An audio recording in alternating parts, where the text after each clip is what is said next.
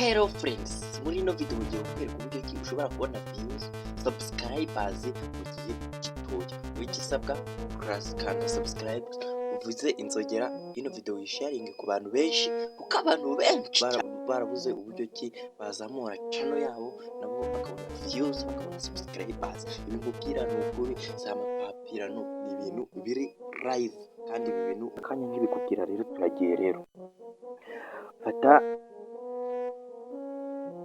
fone yawe ujye muri play store yawe. Ukimara kuhagera guys, kumvikane ibi bintu birakorwa. Usacinge iri jambo bita, ucekinge neza ko ufite connection. Uze ushake ijambo bita sabu guys, urimo urabibona neza. sabu urimo urabona uko buryo ki urandika. Nurangiza kuyandika uyikandeho iyo application, uyidownloading. Ukimara kuyidownloading uyinstaling. Iyi ngiyi ukimara kuyidownloading uyifungure kugira ngo uyinjiremo, bagusaba email, ibintu nk'ibyo ngibyo. Kubera ko njye nayestaye, ndakanda hano kuri open, wowe yestare ukijyamo bagusaba email ukayishyiramo. Ahangaha ureba video, uko urebye video followers n'abasubscribers biyongera.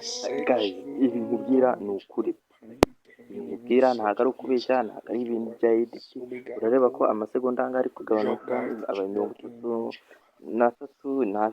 Ahangaha guys, uko urugendo ureba video, uko ugenda haza amakoyeni. Guys, ikore aka kanya maze uzamure channel yawe yari yarabuze uburyo ki uzamuka, uzanshimira. Ibi nkubwira ni ukuri. Ushaka subscribers, ushaka aba followers, ikintu cyose ushaka like, ushaka comment, byose urabikora. Guys, ndaza no kubereka uburyo ikora. Munyandikire muri comment ikintu twigane, ikintu mubona nabakoreraho cyose munyandikire tugikoreho. Urabona ko ahangaha amafaranga yiyongereye uko ugenda ureba akavidewo. Mu yindi video ngiye kuzabazanira uburyo ki wakorera amafaranga nta gishoro na gikeya ukoresheje. Wowe nyandikira muri comment ukore subscribe, iyo video ngiye kuyibazanira. Guys, irizewe 100%.